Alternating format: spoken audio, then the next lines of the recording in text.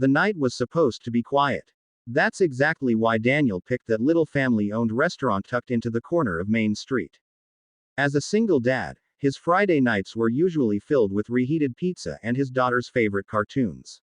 But tonight, his mother had insisted on watching little Emma so he could finally take a breather. So here he was, nursing a cup of coffee at a booth near the window, just trying to remember what it felt like to be himself instead of dad, or employee number 47 at the warehouse. Daniel wasn't anyone special, or at least that's what he told himself. Just a guy in his 30s, tired eyes, calloused hands, bills stacked on the counter at home. He wore the same 2 pairs of jeans on rotation and lived paycheck to paycheck. But inside him lived a past he kept buried, a past no one in this town knew about. And then the door swung open. That's when everything changed. A tall man in a tailored suit entered first. You could tell he wasn't from around here, the kind of presence that turned heads without even trying. He had that clean, deliberate confidence, like he was used to commanding boardrooms, not tiny diners with plastic menus.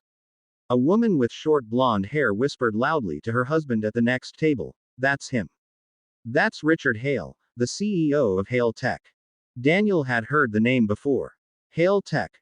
Massive company, Fortune 500, the kind of place that made headlines about billion-dollar deals.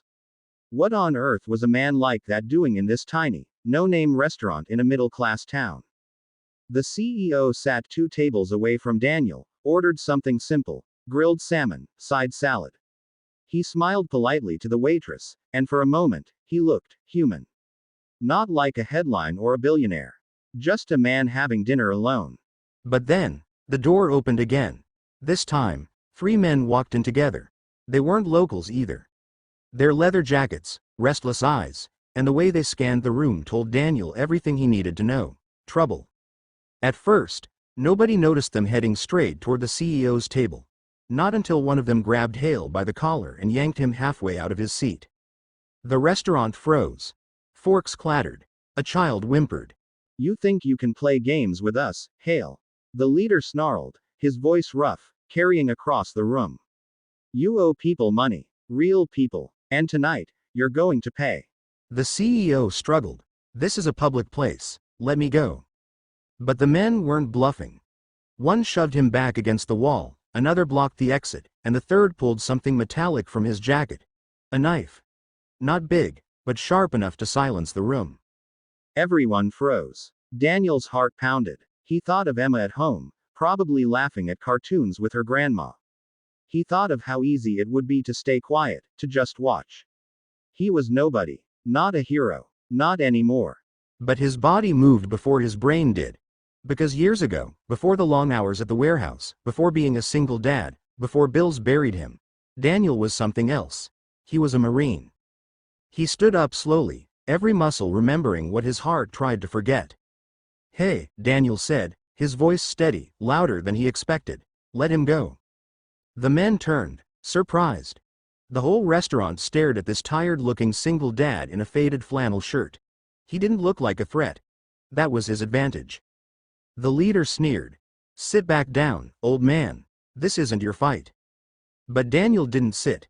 He stepped closer, and that's when his hidden skill came back to life. Sharp eyes measuring distance, exits, weaknesses. His mind snapped into combat mode like a switch flipping on.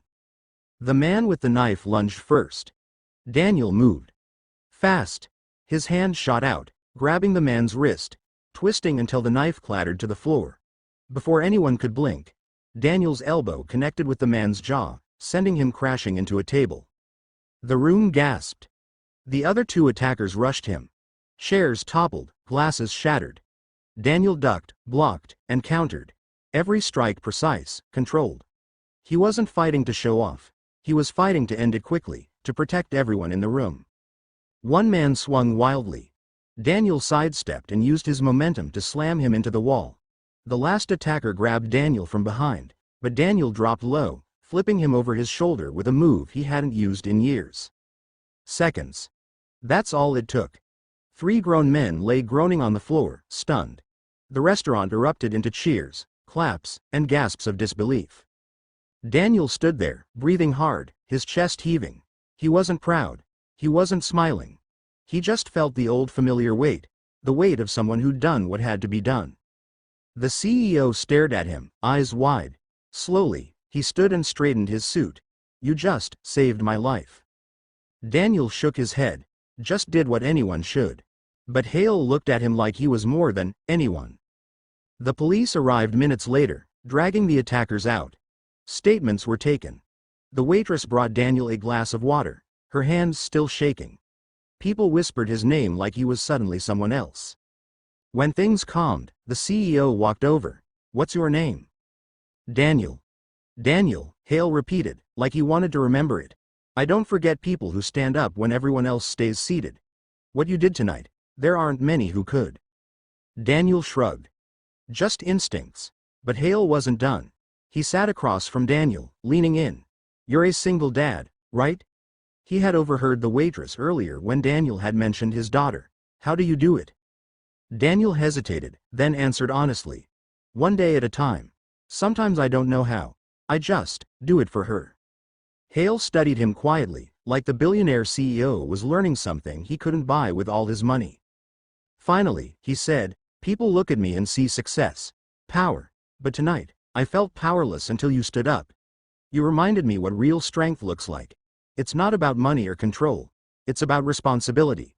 It's about protecting people." Daniel didn't know what to say. He wasn't used to praise. He wasn't used to anyone really seeing him. Before leaving, Hale reached into his pocket, pulled out a business card, and slid it across the table. "Call me. Not because you saved me, but because I want to know a man like you. And maybe I can return the favor someday." Daniel tucked the card into his wallet without a word. Later that night, when he walked into his small apartment, Emma came running in her pajamas. "Daddy," she squealed, wrapping her little arms around his neck. He hugged her tight, breathing her in, feeling the whole world in that tiny embrace. And for the first time in years, Daniel didn't feel invisible. Because kindness, courage, and love, those were the skills that changed everything.